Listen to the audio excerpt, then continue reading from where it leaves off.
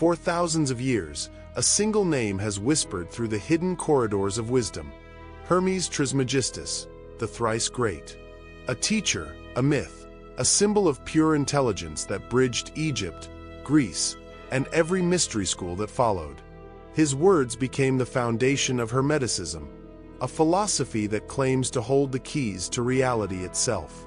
It teaches that the universe is not random. It is mind, infinite, conscious, and intelligent. Everything you see, everything you are, exists within that mind. When Hermes said, "As above, so below," he wasn't speaking poetry.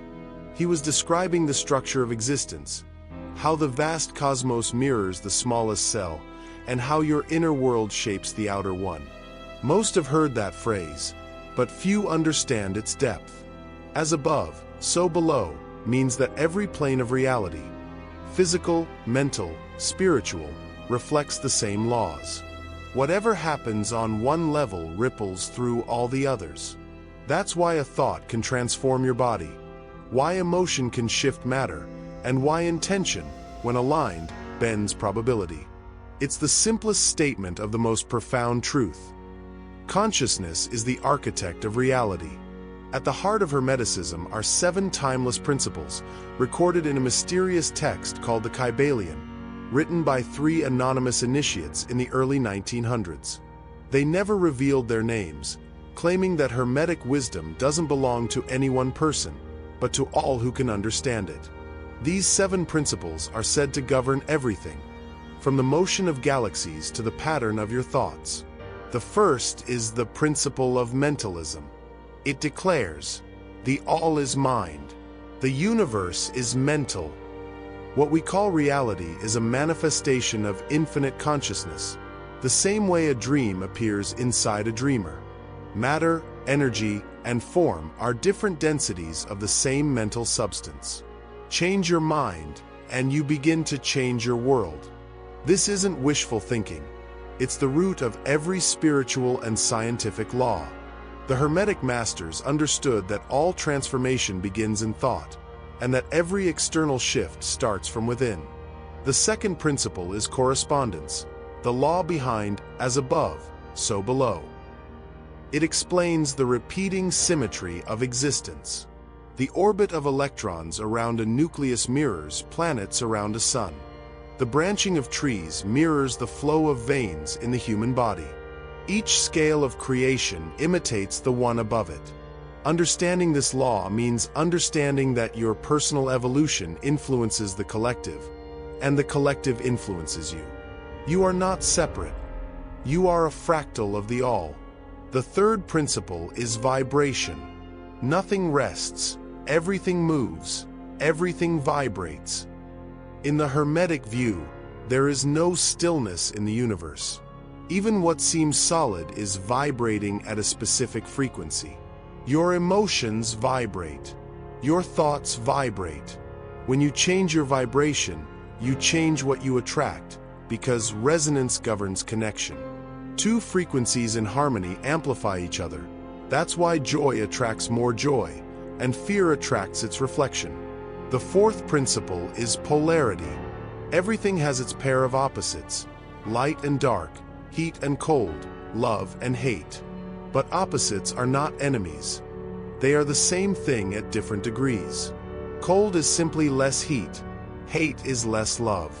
Understanding this principle means mastering balance, seeing beyond duality. When you rise high enough in consciousness, opposites blend into unity, and judgment dissolves into understanding. The fifth principle is rhythm.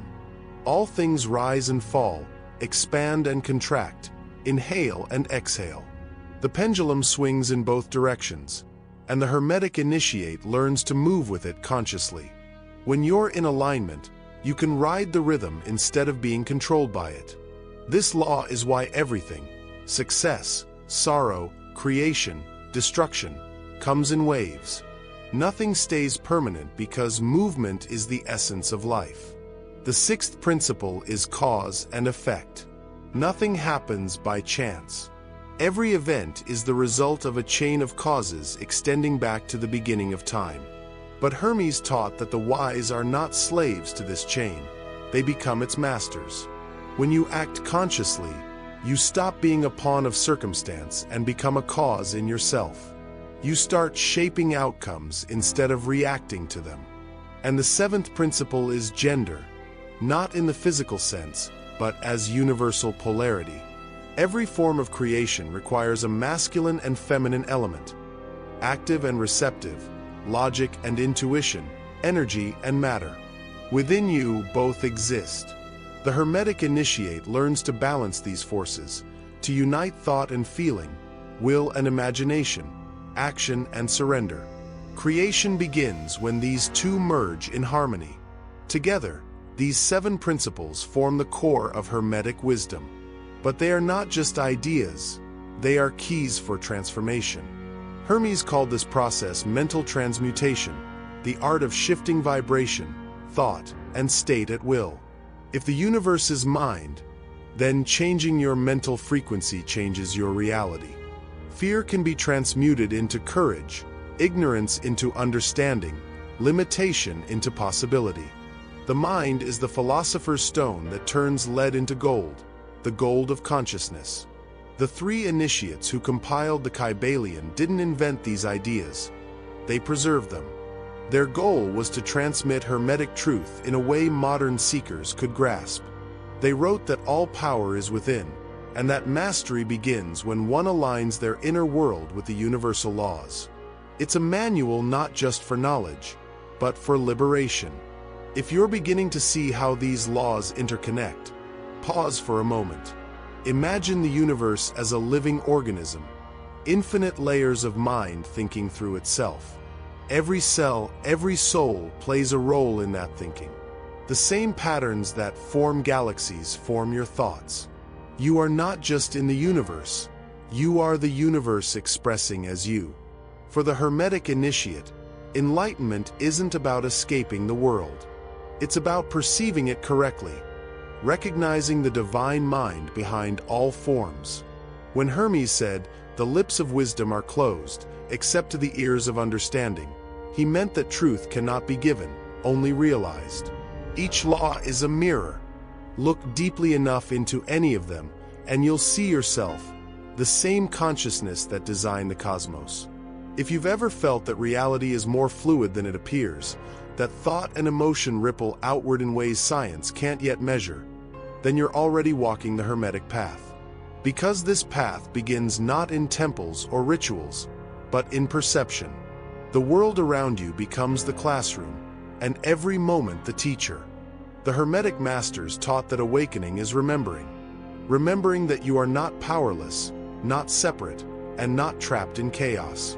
You are the mind behind the mask, the creator behind the creation. When you know that, your world begins to respond differently, as if recognizing its true author. Hermes taught that transformation begins in the mind. He called it mental transmutation, the process of changing vibration by changing thought. To the Hermetic master, emotion, energy, and even circumstance are states of mind that can be shifted through awareness. Fear can become courage. Chaos can become clarity. You don't escape emotion. You rise above its vibration and reshape it from a higher plane. This is why Hermeticism was never meant to be belief. It's practice. To live as a Hermetic initiate means to think deliberately, to feel consciously, and to act in harmony with universal law. It's the discipline of alignment. The more you align your thoughts with the nature of the all, unity, order, love, the more your outer life begins to reflect that order back to you. When Hermes spoke of the all, he didn't describe a distant god, but an infinite intelligence that thinks through everything. You are not separate from that intelligence. You are one expression of it. The purpose of the Hermetic path is to remember this connection. When you do, the world stops feeling random. Every event becomes meaningful, every challenge a reflection of something within that wants to evolve. The ancient alchemists called this the great work. They weren't just turning lead into gold, they were refining the human soul, raising dense consciousness into light. That's the real secret of alchemy. Changing the inner substance transforms the outer. As within, so without. If you've ever felt that spark of recognition, that sense that reality responds to your consciousness, that is the voice of Hermes still echoing through time, reminding you that you are both the student and the universe learning itself. Because the truth of Hermeticism is simple. Everything is connected, everything is mind, and everything can be transformed.